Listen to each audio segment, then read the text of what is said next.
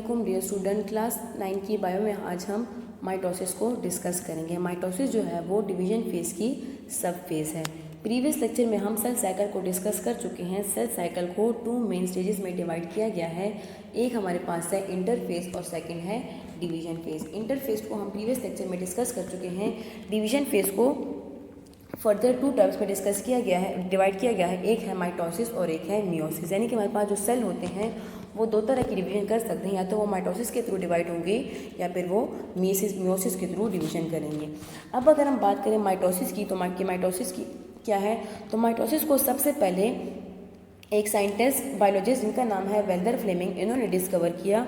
उन्होंने ऑब्जर्व किया कि जब सेल डिवाइड होता है तो ड्यूरिंग डिवीजन जो न्यूक्लियस होता है वो सीरीज ऑफ चेंजेस से गुजरता है। उन सीरीज ऑफ चेंजेस को उन्होंने माइटोसिस का नाम दिया।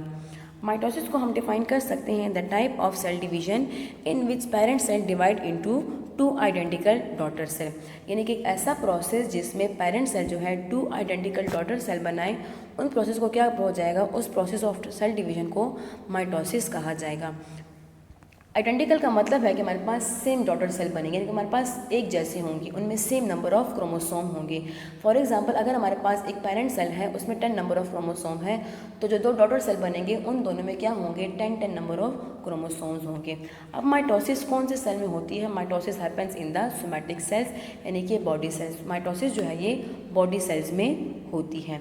माइटोसिस को जो है वो फर्दर 2 स्टेप्स में क्लासिफाई किया गया है। एक हमारे पास है कैरियोकाइनेसिस और सेकंड है साइटोकाइनेसिस।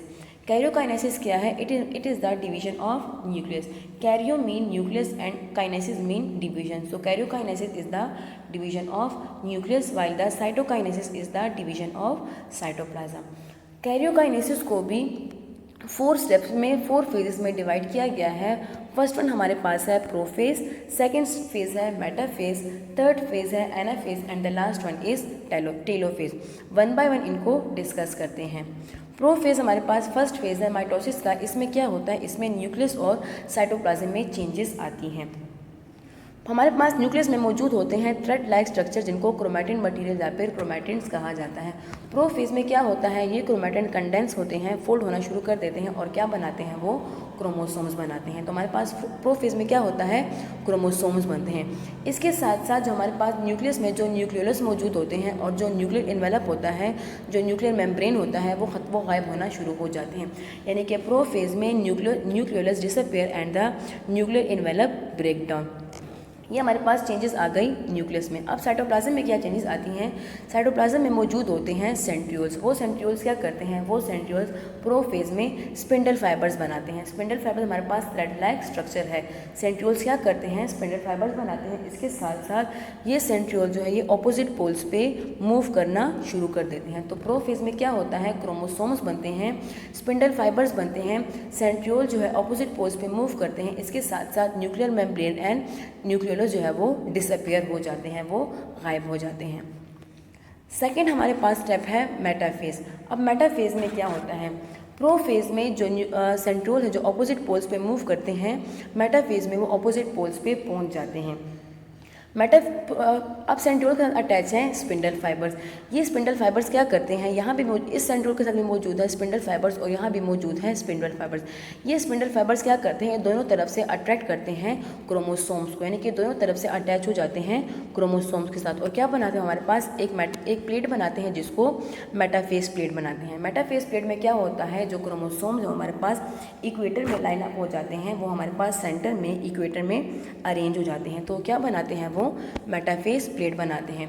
तो मेटाफेज में क्या होता है, मेटाफेज प्लेट बनता है, यानी कि इसमें क्रोमोसोम जो है वो सेंटर में अरेंज हो जाते हैं, इक्वेटर में अरेंज हो जाते हैं और दोनों तरफ से वो अटैच होते हैं to the spindle fibres.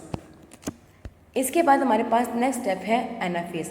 Anaphase में क्या होता है, मेटाफेज में जो स्पिंडल फाइबर जो है जो दोनों तरफ से क्रोमोसोम्स को अटैच करते हैं, एनाफेज में वो क्या करते हैं, एनाफेज में जो ऑपोजिट स्पिंडल फाइबर्स है वो इन क्रोमोसोम्स को पुल करना, अपनी तरफ अट्रैक्ट करना शुरू कर देते हैं, जिसके रिजल्ट में क्या होता है, जिसके रिजल्ट में सेंट्रोमेयर स्प्लिट्स हो जाते हैं और हमारे पास जो क्रोमोसोम्स है वो डॉटर क्रोमोसोम्स में, डॉटर क्रोमैटिन्स में डिवाइड हो जाते हैं। यानी कि हमारे पास जो क्रोमोसोम्स होते हैं यहाँ पे ये हमारे पास स्प्लिट्स हो जाते हैं और हमारे पास डॉटर क्रोमोसोम्स बनाते हैं। डॉटर क्रोमोसोम्स में क्या होते हैं, दोनों स्पिंडल फाइबर्स पे क्रोमोसोम्स अटैच हो जाते हैं। लेट मेनाफेज, हमारे पास जो एनाफेज है ये दो फेज है, एक है अर्ली एनाफेज और एक है लेट मेनाफेज। अर्ली एनाफेज में क्या होता है, सेंट्रोमेयर स्प्लिट हो जाता है और स्पिंडल फाइबर्स क्या करता है, क्रोमैटिन्स को ऑपोजिट पोल्स की तरफ अट्रैक्ट करना, पुल करना शुरू कर देता है, जिसकी वजह से डॉटर क्रोमोसोम्स बनते हैं। लेट एनाफेज में क्या होता है, जो डॉटर क्रोमोसोम्स बनते हैं ये ऑपोजिट पोल्स की तरफ पहुंच जाते हैं, यानी कि ये पहले सेंटर में मौजूद होते हैं मेटाफेज में, एनाफेज में ये पोल्स की तरफ, एंड की तरफ आना शुरू हो जाते हैं। इसके बाद हमारे पास लास्ट स्टेप है टीलोफेज। टीलोफेज में क्या होते हैं कि हमारे पास टीलोफेज जो है वो ऑपोजिट है प्रोफेज के, यानी कि एनाफेज में जो क्रोमोसोम्स है वो ऑपोजिट पोल्स की तरफ मूव करना शुरू कर देते हैं। जब वो ऑपोजिट पोल पे पहुंच जाते हैं, इसके बाद नेक्स्ट फेज होता है जिसको टीलोफेज कहा जाता है। टीलोफेज में क्या होता है कि जो क्रोमोसोम्स है उनके इर्द गिर्द न्यूक्लियर एनवेलप बनना शुरू हो जाती है, यानी कि प्रोफेज में न्यूक्लियर एनवेलप जो है वो डिसअपियर होती है, टीलोफेज में न्यूक्लियर एनवेलप जो है वो रीअपियर हो जाती है, वो दोबारा से बनना शुरू कर देती है।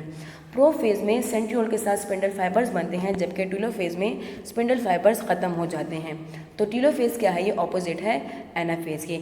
इसके साथ साथ हमारे पास क्या होते हैं, जो साइटोप्लाज्म है वो इनवर्ड मूव करना शुरू कर देता है। अब टीलोफेज में क्या है, चूंकि क्रोमोसोम के इर्द हमारे पास बन गया न्यूक्लियर एनवेलप, तो हमारे पास टीलोफेज में 2 आइडेंटिकल न्यूक्लियस बन जाते हैं जिनमें सेम नंबर ऑफ क्रोमोसोम होते हैं। यहाँ भी 4 नंबर ऑफ क्रोमोसोम है और यहाँ भी हमारे पास 4 क्रोमोसोम्स हैं। इसके साथ साथ साइटोप्लाज्म जो है वो इनवर्ड मूव करना शुरू कर देता है। तो हमारे पास कैरियोकाइनेसिस में हमारे पास 4 स्टेप्स हैं। 4 स्टेप में हमारे पहले क्या होता है, प्रोफेज, फिर होता है मेटाफेज, फिर होता है एनाफेज और लास्ट वन टीलोफेज। कैरियोकाइनेसिस में हमारे पास जो न्यूक्लियस है वो डिवाइड होके 2 न्यूक्लियस बनाते हैं। इसके बाद बात करते हैं साइटोकाइनेसिस। साइटोकाइनेसिस क्या है, it involve the division of cytoplasm. इसमें क्या होता है, साइटोप्लाज्म डिवाइड हो जाता है और 2 डॉटर है। अब हमारे पास जो साइटोकाइनेसिस है ये प्लांट्स और एनिमल सेल में डिफरेंट होता है। प्लांट्स एनिमल सेल में क्या होता है, एनिमल सेल में after the division of nucleus cytokinesis होती है, साइटोप्लाज्म की डिवीजन होती है। साइटोप्लाज्म की डिवीजन किस तरह से होती है कि एनिमल सेल में जो साइटोप्लाज्म है ये इनवर्ड मूव करना शुरू कर देता है और एक क्लीवेज बनाता है। ये क्लीवेज मजीद डीपन होता है, मजीद गहरा होता जाता है, जिसकी वजह से जो हमारे पास जो सेल है वो 2 डॉटर सेल में डिवाइड हो जाता है। तो प्लांट सेल में क्या होता है, एनिमल सेल में क्या होता है, एनिमल सेल में क्लीवेज बनता है, जिसकी वजह से सेल जो है ये 2 डॉटर सेल में डिवाइड हो जाता है। प्लांट सेल में क्या होता है, प्लांट सेल में हमारे पास सेल प्लेट बनते हैं। अब ये सेल प्लेट कहाँ से, सेल प्लेट बनते हैं जिसकी वजह से प्लांट सेल में हमारे पास 2 डॉटर न्यूक्लियाई के दरमियान सेल प्लेट बनता है। अब ये सेल प्लेट कहाँ कैसे बनता है, ये सेल प्लेट जो हमारे पास सेल में मौजूद ऑर्गेनेली गोल्जी बॉडीज से बनता है। गोल्जी बॉडीज़ क्या करती हैं, वेसिकल सिक्रीट करती हैं, ये वेसिकल सेल प्लेट बनाती है। ये सेल प्लेट क्या करती है, फ्यूजन करती है, जिसकी वजह से सेल जो है ये 2 डॉटर सेल में डिवाइड हो जाता है। तो ये था हमारे पास साइटोकाइनेसिस। माइटोसिस हमारे पास 2 स्टेप में होता है, एक में होता है कैरियोकाइनेसिस जिसमें होती है न्यूक्लियस डिवीजन, और सेकंड हमारे पास है साइटोकाइनेसिस जिसमें होती है साइटोप्लाज्म की डिवीजन। अब हम पढ़ते हैं सिग्निफिकेंस ऑफ माइटोसिस कि हमारे पास माइटोसिस की इंपॉर्टेंस क्या है, क्या क्या सिग्निफिकेंस है इसकी। सबसे पहले है ग्रोथ। माइटोसिस की ग्रोथ में क्या सिग्निफिकेंस है कि हमारे पास जो मल्टी सेल ऑर्गेनिज्म है जो कि ग्रो करते हैं, जो कि डेवलपमेंट करते हैं, ये किसके थ्रू करते हैं, ये माइटोसिस के थ्रू करते हैं। यानी कि हमारी बॉडी में जो नए सेल बनते हैं या फिर जो सेल जो है ये इंक्रीज इन साइज होते हैं, जो बड़े होते हैं, ये किसके थ्रू होते हैं, ये माइटोसिस के थ्रू होते हैं। अगर माइटोसिस का प्रोसेस बॉडी में ना हो तो क्या हो, ना तो ग्रोथ की सेल हो, ना तो ग्रोथ की सेल हो, ना ही डेवलपमेंट हो, ना तो नए सेल बनेंगे और ना ही ग्रोथ होगी बॉडी में। तो जो बॉडी में जो ग्रोथ होती है ये किसकी वजह से है, ये माइटोसिस की वजह से है। सेकंड जो माइटोसिस की जो इंपॉर्टेंस है वो है रिपेयरिंग या फिर हीलिंग। हमारे पास जो डैमेज सेल जो रिपेयर होते हैं या जो ज़ख़म वगैरह है, जो उनकी जो हीलिंग होती है, जो ज़ख़म ठीक होते हैं, ये किसकी वजह से होते हैं, ये भी माइटोसिस की वजह से होते हैं। हमारे बॉडी में हर घंटे में तकरीबन बिलियन सेल जो है वो ख़त्म होते हैं और नए सेल्स बनते हैं। तो जो ख़त्म होते हैं उनकी जगह नए सेल्स बनते हैं by the process of mitosis. Regeneration भी जो है ये भी माइटोसिस की वजह से है। रीजनरेशन में क्या होता है, हमारे पास न्यू सेल्स रीजनरेट होते हैं। जो सेल डैमेज हो जाए या जो ख़त्म हो जाए वो हमारे पास रीजनरेट होते हैं by the process of regeneration. It is the process of the renewal of the organism और द वॉर्न आउट सेल्स और एंड टिश्यू। जो हमारे पास सेल जो डैमेज हो जाते हैं जो रीजनरेट हो जाए, जो दोबारा से बन जाए, बाय किसके थ्रू होते हैं? By the process of mitosis. All the organism have the ability to regenerate the cell and tissue that are broken due to the certain process such as necrosis. हमारे बॉडी में cell death होती है जो कि accidentally भी हो सकती है और नेचुरली भी हो सकती है।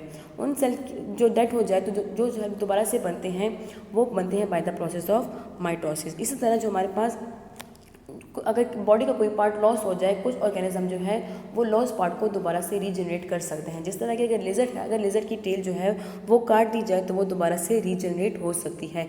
किसके through? Bye the process of mitosis के थ्रू।